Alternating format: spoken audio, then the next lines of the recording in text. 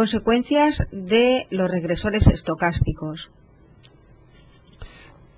En esta parte lo que vamos a ver es el punto tercero del tema, las consecuencias de tener regresores estocásticos. En general, las consecuencias, como vamos a ver, son graves. Los regresores estocásticos es una propiedad que está a la base de la propiedad de insesgadez en los estimadores MCO. Es decir, nosotros cuando en el tema segundo, como veis aquí en esta expresión, ¿no? Pues veíamos o analizábamos hasta qué punto los estimadores MCO eran insesgados, ¿no? Pues suponíamos, en este proceso, suponíamos que la matriz de X era una matriz determinista, que no era estocástica. Claro, suponíamos eso porque era una hipótesis básica. Ahora mismo la pregunta que surge es ¿y qué pasa si no es una matriz de regresores deterministas? Si tenemos regresores estocásticos, esta propiedad pues ya no se tiene.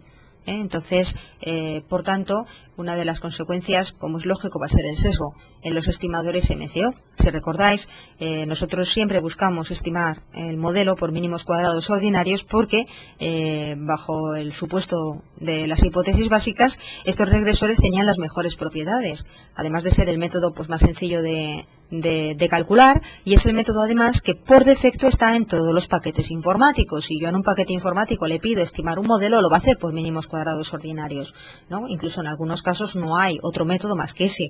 En paquetes informáticos especializados habrá otros métodos posibles, pero por defecto ese es el primero. Entonces tenemos que ser conscientes de cuál es el error que cometemos cuando estimamos por ese método, ¿no? Que es el preferido por nosotros.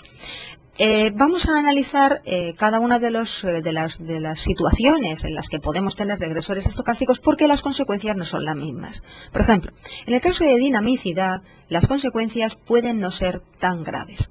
¿Por qué? Pues porque vamos a verlo aquí, dentro de la matriz de las X, como estáis viendo en el corchete, ¿no? Pues tenemos que además del término constante y de la variable x2t, tenemos la variable endógena retardada un periodo. Podría estar a su vez también retardada 2, 3 o 4 periodos, lo que sea. En este caso, que es el caso más claro, es un caso pues habitual, en economía pues puede suceder, ¿no? Que hemos puesto algunos ejemplos alguna vez, pero por ejemplo, un caso muy típico es el consumo, ¿no? Sabemos que el consumo en general, el consumo de un bien en particular, el consumo de los hogares, ¿no? Pues es una variable que tiene una profunda resistencia al cambio, ¿no? Uno no le resulta fácil de la noche a la mañana, incluso se ve en muchos casos gente pues que cae en desgracia y que bueno, le resulta muy difícil cambiar su estilo de vida y dejar de consumir por los productos que habitualmente consumía. Entonces, esa resistencia al cambio, ¿no? El hecho por el cual nosotros consumimos en T lo que consumíamos en T-1, ¿no? Es a veces tan importante que debe de figurar porque es una variable que está condicionando nuestro actuar. Y entonces, bueno, pues claro, en muchas ocasiones debería de estar. Si no estuviera, estaríamos cometiendo también un error, que es el de omisión de variable relevante, ¿no? Claro, si incluimos esta variable, sabemos que dentro de I sub T-1 está U sub T-1, por tanto, la X ya no es determinista, es estocástica. Claro. Hay un problema aquí, y es que al tener U sub T-1 en la parte de la X, habrá una interacción lógica, al menos se trata de la misma variable, retardada un periodo, con la U sub T, ¿no? Claro, ¿cómo es este tipo de interacción? Nosotros sabemos que entre las X y la U no debería de haber correlación alguna. Entonces, el quid de la cuestión, como veis aquí abajo, es hasta qué punto hay correlación o covarianza, en este caso, entre la X y la U. Eso es lo que nosotros nos preguntamos. En este caso concreto, en el que la X lleva consigo en su interior a U sub T-1, es decir, la variable U sub T retardada un periodo, ¿no? Podría darse, al menos en teoría, podría darse la situación de que no hubiera correlación entre la parte de la X y la parte de la U. ¿Cuándo? Pues cuando no hubiera correlación entre la U sub T-1 y la U sub T. ¿No? Sabemos que esto es una hipótesis básica. En el tema 1 lo vimos. Vimos que una hipótesis básica en la perturbación aleatoria era la no autocorrelación, ¿no? Que no siempre se cumple, pero que pudiera cumplirse. Entonces, en el caso, por ejemplo, de que no hubiera correlación alguna entre los elementos de U sub T y los de U sub T-1, ¿no? En ese caso, pues no habría tampoco correlación entre la X y la U. Y entonces, al ser la correlación cero, pues tendríamos que esta expresión se mantendría y entonces el estimador, la esperanza matemática del estimador coincidiría exactamente pues con la esperanza matemática, o con el parámetro teórico. Entonces, bien, hay que distinguir, por tanto, lo que llamamos la situación de independencia contemporánea, una situación en donde, bueno, pues por lo menos, si existe, al menos en el mismo momento del tiempo, en el momento T, sin duda no va a haber correlación. Y de haberla, se produciría, pero con un salto temporal de un retardo, de una diferencia, en el caso de existir. Incluso pudiera ser que no existiera para nada. Por ejemplo, cuando tenemos ausencia de autocorrelación. Ya hemos dicho que esto es una hipótesis básica, pero pudiera no cumplirse. Entonces, cuando se cumple, pues tenemos ausencia total de correlación entre la X y la U. Cuando no se cumple, tendríamos independencia contemporánea, pero dependencia no contemporánea. ¿Qué quiere decir dependencia no contemporánea? Existiría correlación, como es este caso, por ejemplo, existiría correlación, la correlación o covarianza sería no nula, pero esa correlación es con un salto o con un periodo de diferencia, porque sería desde t-1 hasta t, por así decirlo de alguna manera. Entonces, aquí lo que tenemos en esta expresión es recordar lo que vimos en el tema segundo. Es fundamental recordar pues que la esperanza matemática de los estimadores debería de ser el parámetro teórico. Si nosotros pues sustituimos los estimadores MCO por su expresión, x' elevado a menos 1, x'y, pues tendríamos que esta expresión a su vez puede expresarse como beta, parámetro teórico, más x' elevado a menos 1, x'u, y entonces aquí entraría el kit de la cuestión. La esperanza matemática de beta pues va a ser beta, porque beta es un vector de parámetros teóricos que son fijos. Aquí esto no es una variable aleatoria, por tanto es la esperanza de una constante o de varias constantes, pues son varias constantes, y el kit de la cuestión estaría en la segunda parte, que es lo que pasa con la esperanza matemática de este producto de x por u. Vale, cuando las X son fijas, son deterministas, pues la esperanza matemática de ellas serían ellas, y entonces al final la cosa quedaría reducida a la esperanza matemática de U, que si se cumple la hipótesis básica tiene que ser 0. Entonces tendríamos que este conjunto de X multiplicado por 0 pues se anularía, y al final pues lo que decimos, ¿no? La esperanza matemática de B, del estimador, pues será beta. Claro, en el caso, por ejemplo, de que tengamos algún tipo de dependencia o de aleatoriedad, en el caso de que las X tengan alguna fuente de aleatoriedad, yo ya no puedo suponer que la esperanza matemática de las X sea igual a la expresión tal cual, ¿no?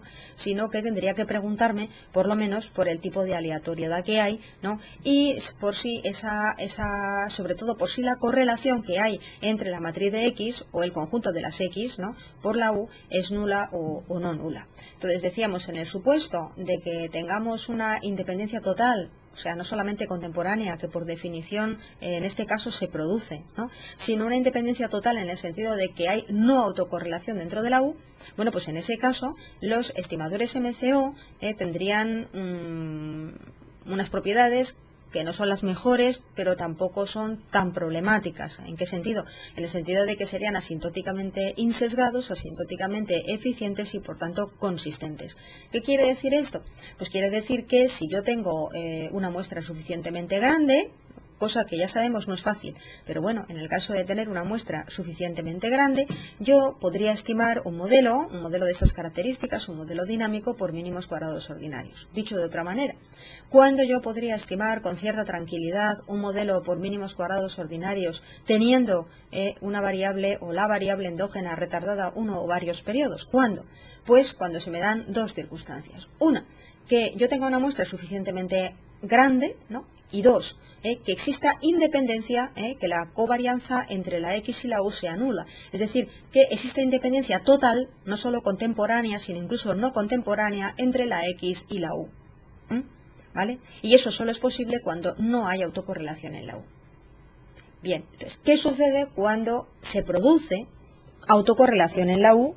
Que es bastante probable, en muchos casos tiene lugar esta autocorrelación. ¿Qué sucede? Pues sucede que la esperanza matemática entre X y U ya no va a ser nula, va a ser no nula. Al ser no nula, entonces está claro que yo cometo un sesgo, ¿no? Porque la esperanza matemática de los estimadores MCO ya no es exactamente igual a los parámetros teóricos, sino que será igual a el vector de parámetros teóricos más esta esperanza matemática, ¿no?, que sería el sesgo que cometemos. Conclusión, los estimadores MCO van a estar sesgados, van a ser ineficientes y además van a ser inconsistentes, es decir, ni siquiera con una muestra grande voy a poder solucionar o aminorar el problema.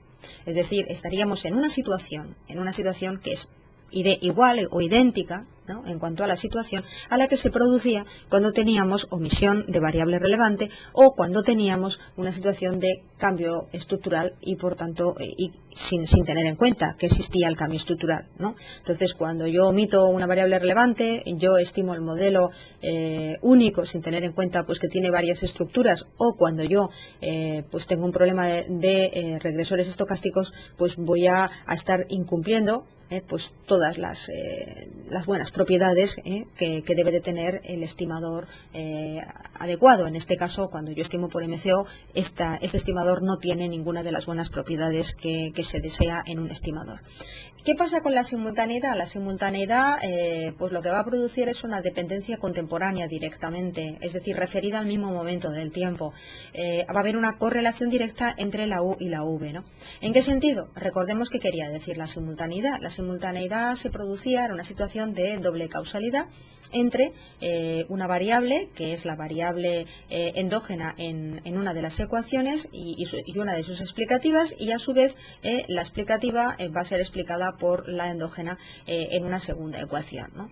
Esto a lo mejor así puede parecer muy teórico, como es posible que nosotros tengamos una situación como esta, ¿no?, que tengamos un modelo en el que x, 2t, ¿no?, pues sea una variable que a su vez pueda ser endógena y pueda ser explicada por otras, incluso pueda ser explicada por la propia I sub t. Bueno, pues esto se produce en muchos casos. Supongamos, por ejemplo, que I sub t, pues no sé, es una variable a lo mejor pues de beneficios empresariales, ¿no? Entonces la variable de beneficios pues podría, pues no sé, pues explicarse pues a partir, por ejemplo, de los gastos, ¿no?, por ejemplo, de los gastos de personal, por así decirlo, que son las más importantes, y a lo mejor pues no sé, pues de otras variables diferentes, pues que expliquen, por ejemplo, puede ser la renta de los hogares, si se trata pues de una empresa que comercializa un bien de consumo, y por supuesto de la perturbación aleatoria. Bien, entonces, por ejemplo, en este caso, ¿no?, hemos dicho que los beneficios pues son función de los costes, por ejemplo, de los costes de personal, ¿no? Bien, pero es que a su vez los costes de personal también, a su vez, son función de otras variables. Podríamos contemplar la posibilidad de que fueran función de los propios beneficios, pues es lógico. Es decir, si los beneficios aumentan, pues podemos a lo mejor permitirnos ampliar el negocio y contratar más trabajadores, ¿no?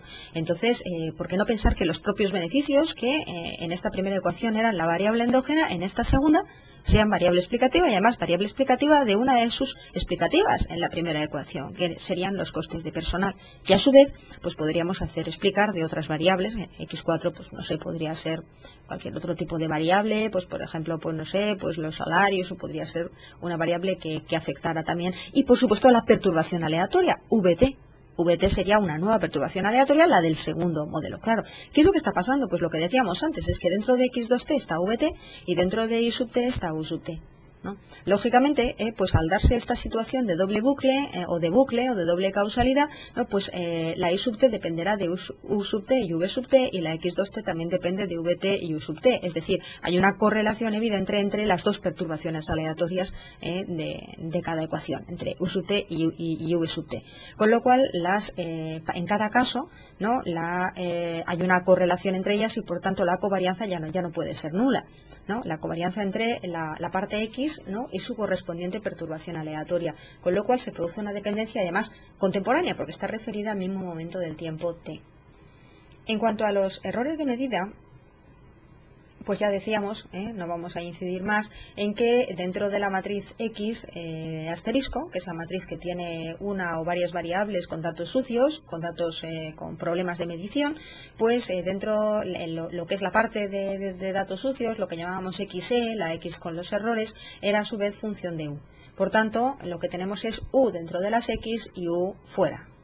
Entonces, lógicamente, la esperanza matemática de X por U pues tampoco va a ser nula. Al no ser nula, de nuevo se producen pues los mismos problemas que veíamos en el punto anterior. En la simultaneidad pasa exactamente lo mismo. Los estimadores son sesgados, son ineficientes y son inconsistentes.